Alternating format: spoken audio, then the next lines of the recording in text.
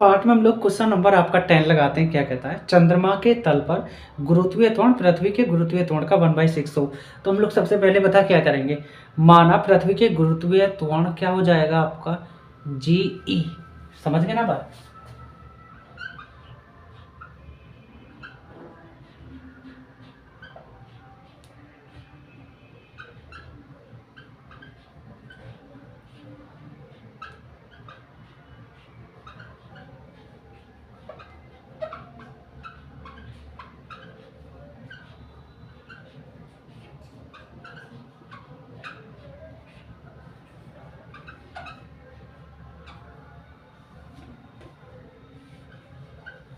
अर्थ, GE का मतलब होता है अर्थ, मतलब पृथ्वी के रेस्पेक्ट में, है ना।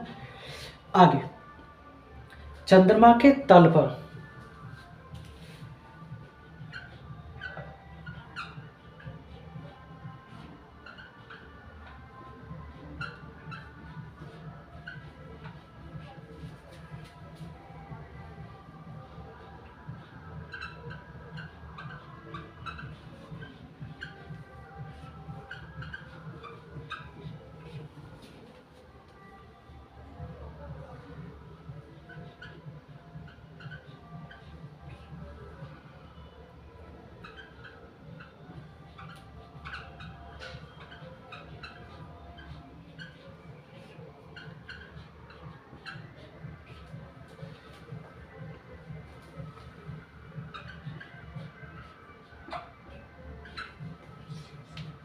वन बाई सिक्स है।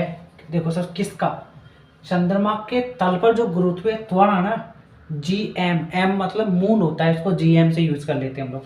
पृथ्वी के गुरुत्वीय त्वरण का 1/6 है। मतलब हम लोग कह सकते हैं बेटा कि GM, मून मतलब चंद्रमा का जो गुरुत्वीय त्वरण है वो पृथ्वी तल का गुरुत्वीय त्वरण का क्या है, 1/6 है, मतलब GE का 1/6 मतलब GE। ये क्वेश्चन कहना चाह रहा है सीधा सीधा, आप समझ गए। नेक्स्ट, आगे, चंद्रमा की त्रिज्या पृथ्वी की त्रिज्या की 1/4 हो। ये भी वही सिचुएशन बन रही है। क्या करेंगे हम लोग, पृथ्वी की त्रिज्या क्या, RE माना,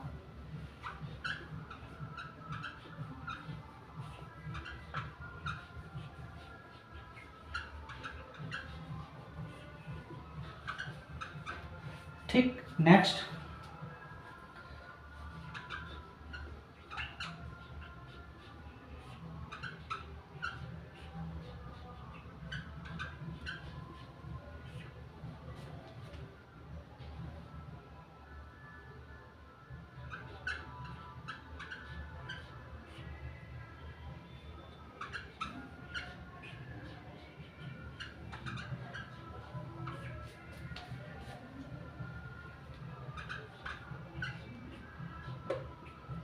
1/4 है किसकी, मतलब RM, रेडियस मून की, मतलब चंद्रमा की। ये जो पृथ्वी की त्रिज्या है ना वो 1/4 है RE की। बस, बड़ा आसान क्वेश्चन है, कोई ज्यादा टफ नहीं है। आगे क्या कहता है क्वेश्चन, चंद्रमा तथा पृथ्वी के द्रव्यमानों का अनुपात ज्ञात कीजिए। हम लोग कर लेंगे बेटा, मतलब सीधा सीधा हम लोग कह सकते हैं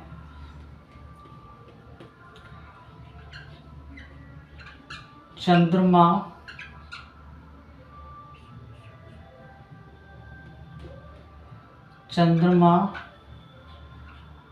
का द्रव्यमान मतलब MM, और उसका अनुपात है किसका, पृथ्वी का द्रव्यमान क्या है, ME। इस दोनों का अनुपात पूछा है बस हमसे क्वेश्चन के लिए। कोई नहीं, आसान है। जनरल के इसमें फॉर्मूला होता है G, capital GME upon RE का स्क्वायर। यही तो होता है जनरल केस में फॉर्मूला हमारे पास।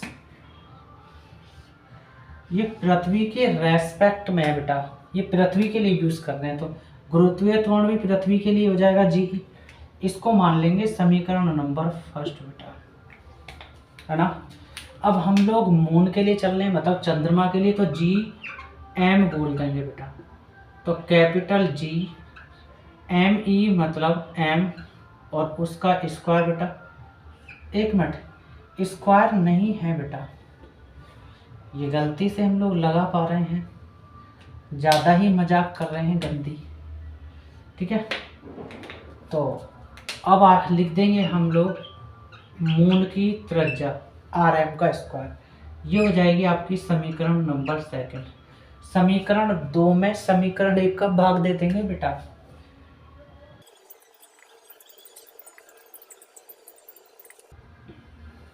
ठीक, कर लेंगे हम लोग। तो लिख लेंगे वैल्यू पहले, सबसे पहले G M M upon R M का स्क्वायर पूरे का डिवाइड। अब ये वाली वैल्यू ले लेंगे जी एम ई और अपॉन आर ई का स्क्वायर, ये वाला। ठीक, इक्वल टू, अब ये ले लेंगे हम लोग जी एम अपॉन जी ई की वैल्यू। समझ गए ना बेटा। अब देखो क्या करेंगे, ये जी से ये जी कैंसिल, ये आर ई स्क्वायर यहाँ पहुँच जाएगा, ये एम ई आर एम के स्क्वायर के इक्वल पहुँच जाएगा, आर ई का स्क्वायर। ठीक, अब हम लोगों के पास जो जो वैल्यू है ना वो तो रखने पड़ेंगे हम लोगों को। जी एम की वैल्यू है क्या, है 1/6 जी ई, यहाँ रख लेंगे बेटा। मतलब 1/6 और ये आपका जी ई। ठीक है, नेक्स्ट, उसके बाद नीचे जी ई चल ही रहा है हमारा,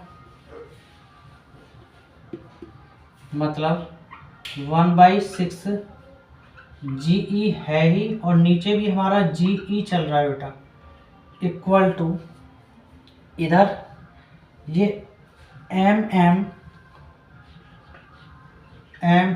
इंटू ये आर ई का स्क्वायर ऊपर चला जाएगा आपके पास, आर ई का स्क्वायर अपॉन, और ये एम ई और चला जाएगा, एम ई इंटू किसका, आर एम का स्क्वायर, मतलब आर एम का स्क्वायर। इस तरीके से जो जो वैल्यू है, जी ई से जी ई कैंसिल, 1/6 हो जाएगा बेटा आपके पास।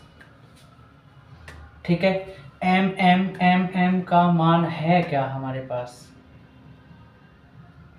एम का तो मान निकालना है हमको, एम अपॉन एम ई का मान भी निकालना है, बट आर ई का वैल्यू हमको है क्या, नहीं है, ज़रूरत नहीं हमको इसको छेड़ने की।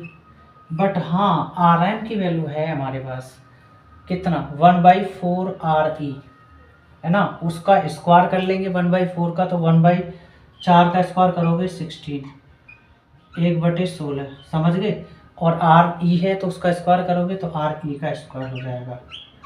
ठीक है ना, तो आर ई स्क्वायर से आर ई स्क्वायर कैंसिल, 1/16 पूरा का पूरा भाग में आ जाएगा, तो 1 गुणा 1/16 इस तरीके से, बटे एम डिवाइड बाई एम ई।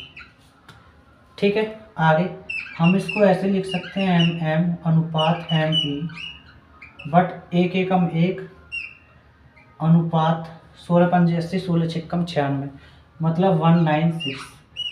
और ये आपका अनुपात निकलता है इनों का, और यही आंसर है इस क्वेश्चन नंबर 10 का कंप्लीट। अगर आपको मेरा पढ़ाया हुआ समझ में आता है तो आप लाइक करें, सब्सक्राइब करें और ज़्यादा से ज़्यादा मेरी वीडियो को अपने दोस्तों तक फैला दें।